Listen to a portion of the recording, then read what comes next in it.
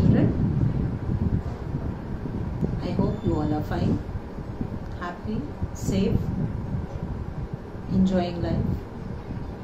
Let's begin with today's class, yet with another nouns. Today is noun as numbers. Now, we see nouns everywhere. You are aware what nouns are. Nouns are names of people, places, animals, or things. Now today we are going to do noun as numbers, that is singular nouns and plural nouns. So first let us understand what is the meaning of the word singular. Singular means single. Anything that is one is called single, or it is called singular in number. Anything that is more than one, that is called plural. So singular and plural, these are two nouns that will be in the heading of nouns as numbers. You have been doing nouns as numbers since grade 1, singular nouns and plural nouns. You are all familiar with one and more than one. Now, there is just a simple thing that you have to remember while doing the singular nouns and the plural nouns is while changing them from singular to plural. If we use English in our daily language, then we do not have a lot to worry, because as we speak, we understand when we are using a singular noun and when we are using a plural noun. Now let's understand, when we are using singular nouns or plural nouns, these nouns are made up of some letters, and these nouns, they have special names. They have names. All nouns, they have names, and they are written with the help of some letters. Each noun will end with some letter, and these letters, as you have already studied in your lower classes, that the alphabets are divided into two parts, that is the vowels and the consonants.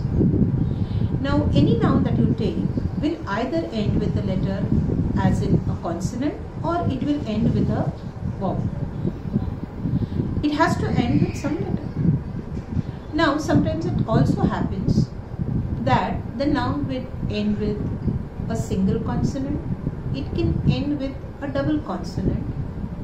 It can end with a consonant and a vowel also. It can end with a blending word also. So there are variations, and there are different kinds of groups in which the last letter or letters will end. Now let's see which are the common ones.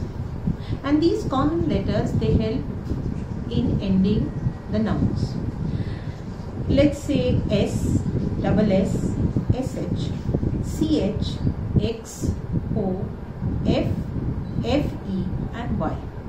These are some of the common letters which help to end the nouns. That is the singular nouns. And they each have a sound. Every letter has some sound. And with the help of these sounds, we understand the word and the communication. Now when we are changing from singular to plural, again we have certain letters that helps us to change the noun from a singular noun to a plural noun. How do we do that? Again, there are certain letters, and these are the common letters that will help you to understand that for so and so sound, you're supposed to use these letters. Some common letters are S, ES, VES and IES. These are some letters, basically common letters, that will help you to change the singular noun to the plural noun. Now, when you are using any noun, speak that noun. Say table, T-A-B-L-E, table. It ends with the E sound, table. And the last letter, the last sound is the F sound. We are not going to go in the details of the phonetics, but yes, we know that it ends with the letter E. And you are very known to this word.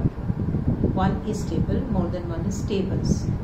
So when the noun ends with the letter E, we use S as the later to change it to plural form.